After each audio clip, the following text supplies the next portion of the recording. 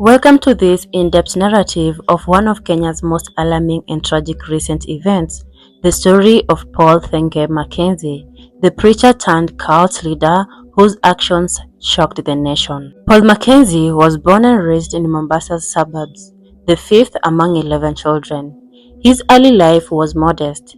He worked odd jobs and even drove a taxi, talents that belied the forceful preacher he would become. In 2003, he claimed to have received a divine calling to start his own church, Good News International Ministries, in Malindi.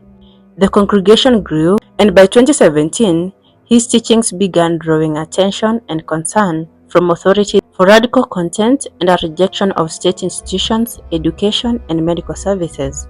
He faced multiple arrests between 2017 and 2019, accused of unregistered schooling, radicalizing children, incitement against registering for Huduma number, and operating an unlicensed TV station. Despite these allegations, he was repeatedly released on bond, often after court rulings citing lack of evidence. In early 2023, alarms began sounding.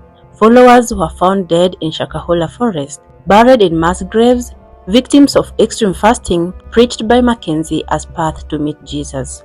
Despite reports, including from concerned locals and child survivor, initial police responses were inadequate. Langobaya police station even told Mackenzie, when he reported accusations against himself, to file them elsewhere. No file was opened. On April 5, 2023, Mackenzie was arrested along with his wife and associates, and over 100 lives were saved by this intervention, according to the state.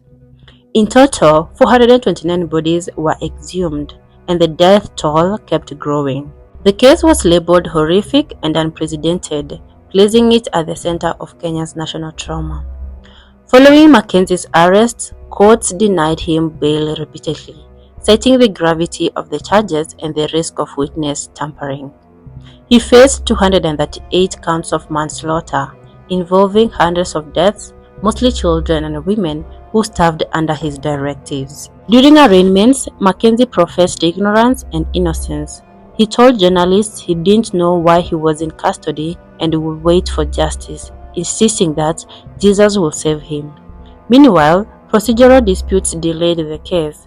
His lawyer challenged the prosecution's approach, citing errors in affidavits and motions. As investigations proceeded, guardrails tightened. The prosecution argued that Mackenzie remained influential, potentially dangerous, and could sway vulnerable followers, strengthening arguments against bail.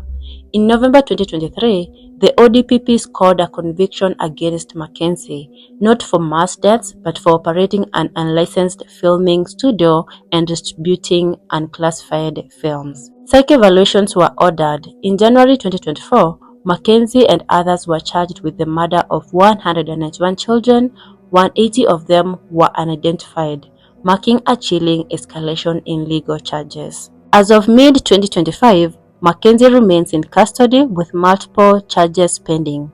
Bail has been consistently denied due to concerns about flight risk and witness interference.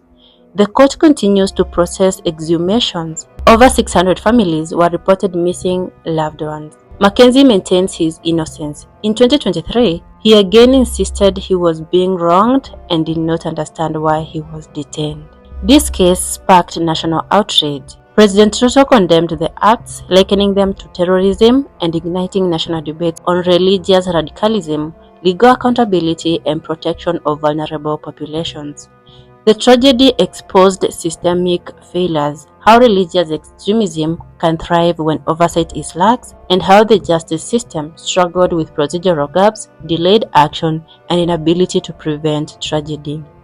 Paul Mackenzie's arrest changed the course of many lives, perhaps saving hundreds more. Yet the aftermath continues to reverberate across Kenya as people search for answers, healing, and reform. At the heart of it all remains justice for those lost, accountability for those led astray, and vigilance against radicalism in all its forms. This story is far from over, and it demands our attention every step of the way.